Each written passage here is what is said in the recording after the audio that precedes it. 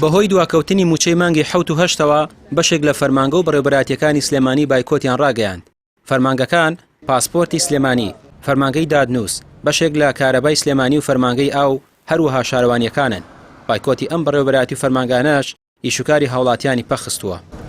ئیشی چی بکاتامەوە هەفتا ڕۆژە مەعاشی وەرنەگرتووە کاکە، 63 ڕۆژ مەعاشی وەرنەگرتووە، ئیشی چی بکە؟ هێزە ناوخۆکانەوە زام 3 مانگە مەعاشیان وەرنەگرتووە، چی بکە یعنی؟ لەیان لێ ناکەی کە ئیشان وەڵا هیچ گلەیان لێ ناکەم، لە حکوومەتەکەیان نەکەم، لە خۆیانی ناکەم.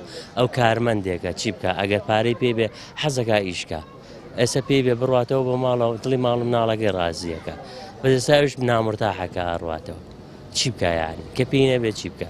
حکومەتداری ئاواکرێ هەر بەوە بێ شەڕەپەڕۆ بکە نەمانە، حکومەتداری وا ناکرێ بابە. ئەم هەموو سەروەت و سامانی ژێر ئەرز و ئاسمانەوە هەیە، سوودی لێ نابینی بۆ خۆتان بە دزی و بە تاڵانەی بن و بەبێ هیچ سیستەماتیەک و موەسسەیەک.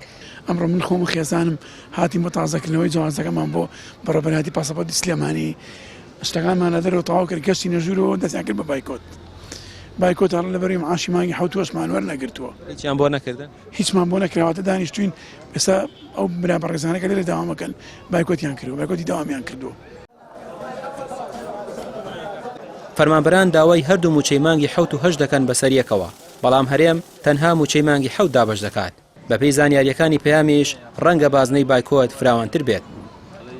هاوڵاتیان دەڵێن ئەوەی پارتی و یەکێتی دەیکەن حکومداری نییە و جێ بهێڵن زۆر باشترە لەوەی بوونەتە بار بەسەر خەڵکەوە. هەنەک هەر ئاش بەتاڵە بەز ئیعلانەکەی ماوە شکستی چی لە 74 و 75 خراپترە، بەڵام چی ئیتر ئەوەی ئیعلانی ناکەن و بڵێن ئەوەیە دەیەگەر ناتوانێت ئیعلانیگە خۆ ئەو نەڕەزیلن دەی با سەر بەخۆی ڕاگەین، خۆ بە سەر بەخۆی وەکو قازی محەمەد بە سەربەرزی بمرن. خۆ کورد لەگەڵ ئەوەیە کە سەر بەخۆی وەربگری، بەڵام بۆیان ناکرێ. ئەگەر بۆیان بکرایە بە قیر وسیاوە ئیعلانی ئاش بەتاڵ و شکستەکەی خۆیان کردن و کۆتایی پێبێن. پێتان وایە پارە هەیە و نایەن بە خەڵک یان نییە پارە؟ وەڵاو ئەمەنە زۆرەکو ئەو گەڵای دارانەوەیە پارە خەڵکی شارنەوە. خەڵکەکەش ڕازی بۆ وەزا گەنا تۆ معقول لە مانگی 7 و 8 و 9 بە 3 مانگ موچەیەک بدرێت. تۆ 3 مانگ موچەیەکە بۆ نەدرێت، تو خوا هەر سەر و خێزانێ ناتوانێت 3 مانگ ماڵ مناڵەکەی با بڕێوانی ژن و ماڵ مناڵەکەی جا نابێتەوەلی.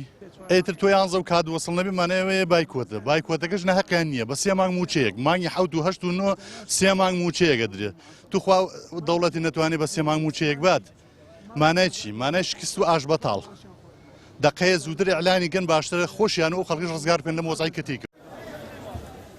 لە مانگی نۆداین تازە حکومەتە ماوە بە سەرچووەکە موچەی مانگی 7 دابەش دەکات. ماوەی 3 مانگە تەنها 1 موچە دراوە. هۆکارەکەشی ئەوە بۆ دەوترێت لیستی نادروست و ناوی زیادە متمانەی حکومەتی ماوە بە سەرچووی هەرێمی لای حکومەتی عێراق نەهێشتووە. ڕامێر عوسمان، کەناڵی پەیام، سلێمانی.